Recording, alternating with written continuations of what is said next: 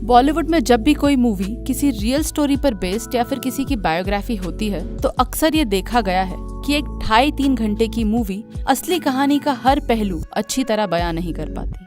कई बार कहानी से जुड़ी कुछ खास बातें मूवी में बताई ही नहीं जाती, तो कई बार मूवी को एंटरटेनिंग बनाने के लिए स्टोरी में कई सारे फेर बदल के साथ काफी मिर्च मसाला भी ऐड कर दिया जाता है, जिससे ऑडियंस तक असली कहानी पूरी तरह पहुंच ही नहीं पाती।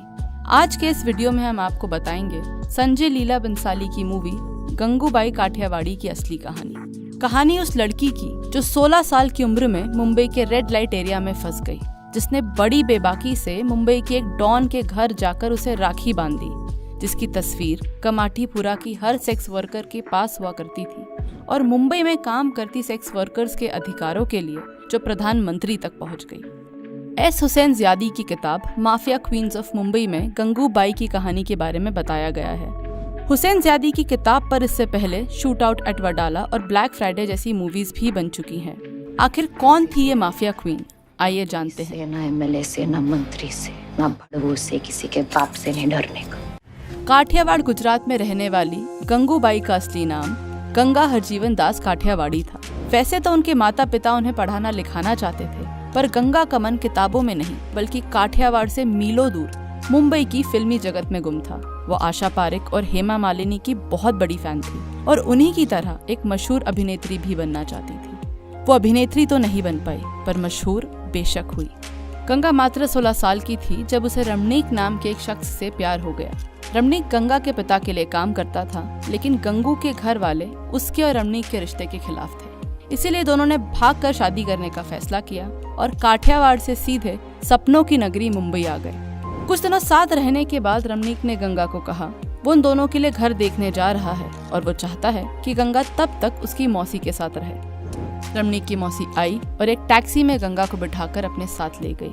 वो टैक्सी मौसी के घर नहीं बल्कि कमाठीपुरा में जाकर रुकी, मुंबई का मशहूर रेड लाइट एरिया कमाठीपुरा। असल में गंगा के पति रमणीक ने उसे धोखा दिया और मात्र 500 रुपए में उसे बेच दिया था। 16 साल की गंगा ये बर्दाश्त ही नहीं कर पाई। उसने बहुत चीख पुकार मचाई, पर अंत में अपने हालातों के साथ समझौता कर लिया। वो चाह कर भी अब वापस काठियावाड़ नहीं जा सकती थी, क्योंकि जाहिर सी बात है वैश्यालय से वापस आई गंगा को अब उसका परिवार भी स्वीकार नहीं करता। गंगा हरजीवन दास अब गंगू बन चुकी थी।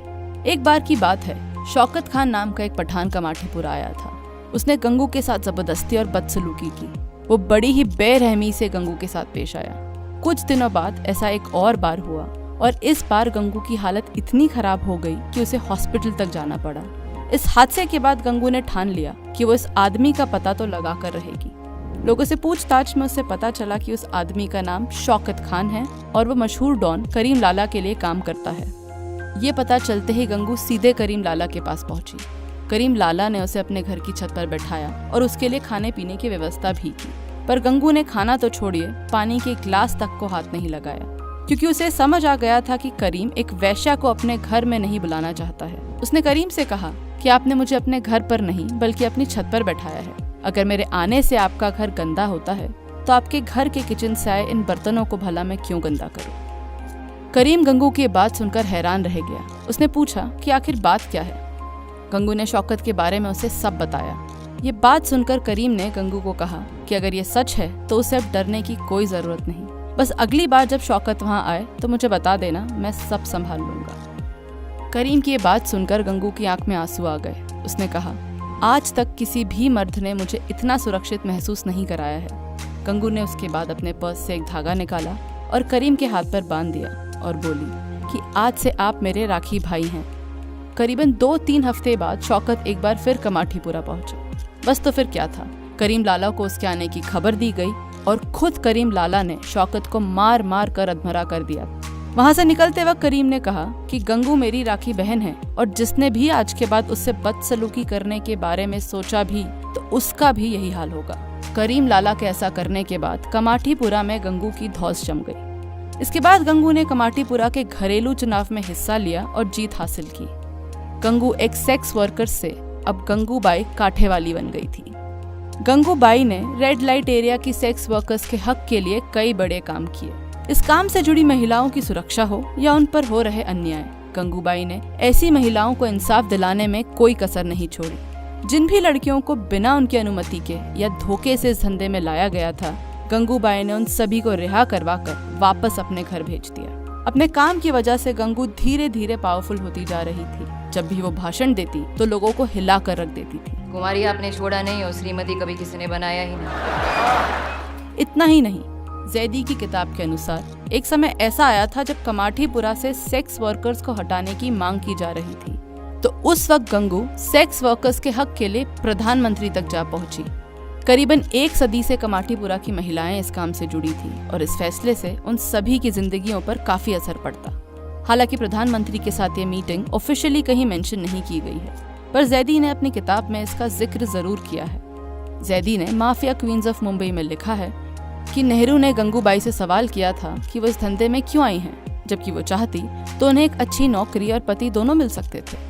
ऐसा कहा जाता है कि इस मुलाकात में गंगूबाई ने खुद नेहरू के सामने प्रस्ताव रखा था और कहा कि अगर वो गंगू को अपनी पत्नी के रूप में स्वीकार करने को तैयार हैं, तो वो अभी इसी वक्त ये धंधा हमेशा के लिए छोड़ देंगी। जाहिर सी बात है, नेहरू इस बात से खफा हुए और साफ शब्दों में इनकार किया। तब गंगूबाई ने उन्हें कहा, प्रधानमंत्री जी नाराज मत होइए, मैं सिर्फ अपनी बात साबित कर रही थी। सलाह देना आसान है पर उसे खुद अपनाना मुश्किल। मुलाकात खत्म होने पर नेहरू ने गंगूबाई से वादा किया कि वो उनकी मांगों पर जरूर ध्यान देंगे। फिर क्या था, कमाठीपुरा से वैश्याओं को हटाने का काम हमेशा के लिए रोक दिया गया। गंगूबाई कमाठीपुरा की महिलाओं के लिए एक माँ के समान थी। वहाँ की सेक्स वर्कर्स के पास आज भी उनकी तस्वीर है। उनकी मौत के बाद उनकी एक स्टैच्यू बनवाई गई जो आज भी कमाठीपुरा में मौजूद है। वो भी कैसी बस्ती है जहां पर तू बसती है, मर्जी तेरी थी ना थी, मजबूर होकर हंसती है। लोगों ने इतना जाना है तू काम एक ही आना है। क्या ये सोच तुझे सताती है? क्या तू वापस जीना चाहती है? क्या बचपन तेरा छीना था? क्या मुश्किल तेरा जीना था?